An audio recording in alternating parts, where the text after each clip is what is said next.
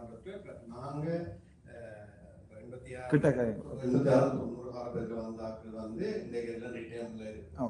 எங்களுக்கு தான் 2 வரைக்கும் தெரியுது. நாங்க இங்க வரைக்கும் பான்சொல்ல என்னத்தை பூசி சாப்பிடுறேன் தெரியாத கட்டத்துல இங்க வந்தோம். அதே இடத்துல நாங்கள் அந்த வலியை சுமந்து தான் இங்க வந்தோம். 2 வரையும் தெரியும். ஆனா எங்களோட பிள்ளைகள் லாடம் கட்டின குதிரைகள் தான் அவர் படிச்சு அது கூட போய் கொண்டிருக்கணும். அதுலயே பெரும்பாலும் 2009-2009க்கு முன் பின் 2 பாட்டுல நாங்கள் எங்களோட பிள்ளைகள் வளர்க்கப்பட்டிருக்கோம். 2009க்கு முன்னம் என்னன்னா நாங்கள் எப்படியாவது எங்க பேரன் பேசி அம்மா அப்பாவை அங்க இருக்கிறோம் அங்க போய் நாங்க பார்ப்போம்ன்றதுதான் தமிழ் கல்வி இப்ப அதுக்கு பிறகு நாங்கள் இப்ப அங்க எல்லாரும் முடிஞ்சது இப்ப நாங்க போக தேவையில்லை. அப்ப நாங்க இருக்கிற காலத்துல அங்க ஏதாவது கட்டி நீங்க விரும்பியோ விரும்பாமலோ யார் என்னது எடுத்தாலும் ஒன்றில் படமா இருக்கும் இந்த உடம்பு அல்லது நான் செய்வேன், அவ்வளவுதான் வித்தியாசம். சில பேர் எனக்கு சொல்லிக்கல வலிக்கிறது, இவன் நாமல்கிட்ட விழா போயிட்டான். ரணில் விக்ரமசிங்க 17ஆம் தேதி தன்னை சந்திக்க சொல்லி எனக்கு நேற்று அவருடைய அமைச்சர் கோல் பண்ணி சொல்லுவேன், நான் எல்லாரையும் போய் சந்திப்பேன்.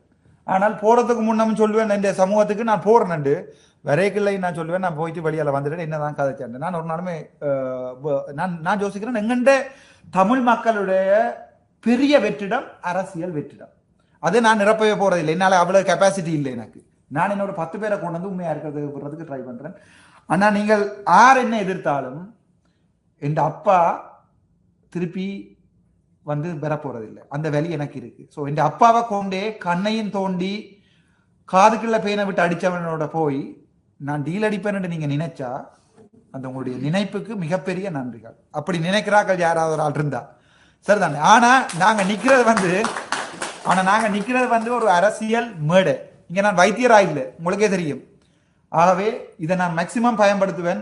இப்ப கூட தெற்கில இருக்கிற சனம் நம்ம கடையில கொத்துரொட்டி சாப்பிட்டா சிங்கள மக்கள் கொத்துரொட்டிய காசு வேண்டதே இல்லை கடையில. அப்ப மந்திரி விமானே என்று போட்டு காசே வேண்ட மாட்டாங்க. ஏனண்டா அவங்க என்ன சொல்றாங்கன்னா அவன் ரஸ்தவாதி, நான் கொட்டியாம் தீவிரவாதியாம். ஆனா அவன் தன் இனத்துக்கு உண்மையா இருக்கிறான் சிங்கள மற்ற மக்கள் ஏற்றுக்கொள்கிறார்கள். இன்றைக்கு அந்த சனத்தின் வாயால தலைவர் தீவிரவாதி இல்லை என்று நான் சொல்லாம வரைக்கும் நான் சாக போறது இல்லை.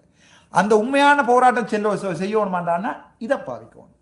சும்மா வெறுமனையே ஜாழ்ப்பாணத்திலிருந்து குளறி கொண்டு இங்கே மங்கை கொடியை கத்தி கொண்டு இருக்கிறதால நாங்கள் அங்க ஒன்று செய்யலாது. அங்க அவனுக்கு அவன் மொழியில சொல்லணும்.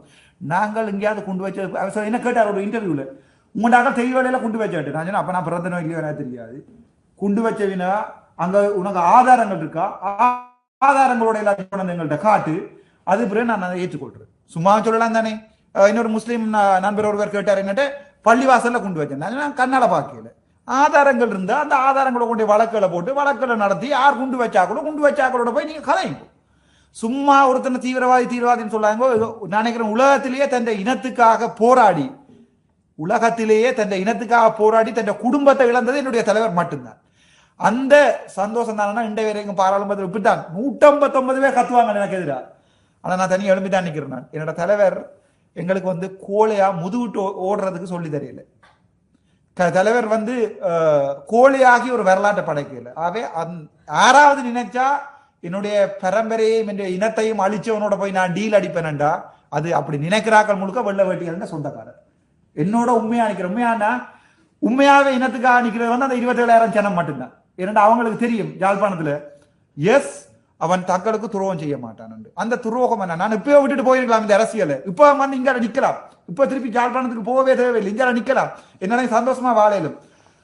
இந்த மனம் கேக்குது திருப்பி ஒரு வரலாறு வரும் கருணா அம்மான் மாதிரி. அர்ச்சுனான்றது ஒரு அடுத்த கருணாவாகும். அர்ச்சுனா ராமநாதன் ஆவசாகிறதுக்கு தான் நான் விரும்புகிறேன். அர்ச்சுனா கருணாவாகிறதுக்கு நான் விரும்பல. அப்படி நான் சாக மாட்டேன். நன்றி.